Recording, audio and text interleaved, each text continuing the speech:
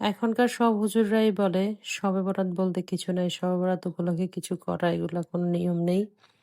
আসলে মানুষের একটা অভ্যাস হয়ে গিয়েছে শবে বরাত আসলেই ভালো-মন্দ কিছু রান্না করা, তারপর ইবাদত করা। এটা আমার মনে হয় সবাই সবার ফ্যামিলির মুরুব্বিদের দেখে আসছে তো। তো সবাই আগে থেকে দেখে আসছে, সবাই পালন করে আসছে। এখন আমার মনে হয় এই অভ্যাস থেকেই যাবে।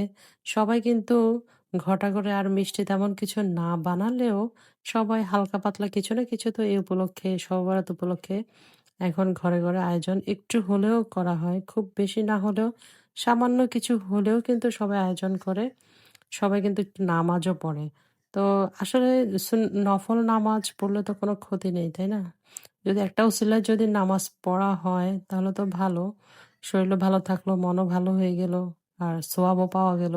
খারাপ কি? একটা দিন উপলক্ষে যদি একটু বিশেষ করে যদি একটু নামাজ-টামাজ পড়া হলো তাহলে লসের কিছু নেই। বরঞ্চ নামাজ পড়লে আরো লাভ। তো সোয়াব পাওয়া যায়। তাতে ক্ষতি কি? মানুষ তো এমনি কত কিছুর পিছনে সময় নষ্ট করে। তো একটা দিন উপলক্ষে যদি এই সময়টাকে একটু ভালো কাজে লাগানো যেতে পারে তাহলে ক্ষতি কি? সবাই একটু ভালো-মন্দ খেলো, নামাজ পড়লো তাতে ক্ষতি কি? আসলে আগে থেকে যারা করে আসছে তারা কিন্তু এটাকে বদলাতে পারে না মন থেকে। তাই তারা কিন্তু নিয়ম না থাকলেও ভালো-মন্দ রান্নাও করে আবার কিন্তু নামাজ কালামও পড়ে। আমার মনে হয় সেই ধারাবাহিকতা রয়ে গিয়েছে।